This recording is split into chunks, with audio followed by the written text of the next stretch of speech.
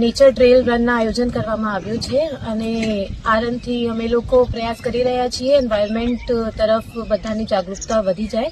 એમાં અરાઉન્ડ 800 જેટલા લોકોએ પાર્ટિસિપેટ કર્યા છે. એમાં બધા અધિકારીશ્રીઓ છે, કર્મચારીઓ છે અને ગામના લોકો પણ છે. હું બધાના આભાર માનું છું. આ બહુ સક્સેસફુલ થયું છે અને એનાથી અમે લોકો આ પણ જાણી લીધું કે છોટાઉદેપુર પ્રાકૃતિક સૌંદર્ય રીતે બહુ સરસ જિલ્લા છે અને બધાને તક પણ મળશે અગર કોઈ નાની મોટી ટ્રેક એમને કરવાની હોય.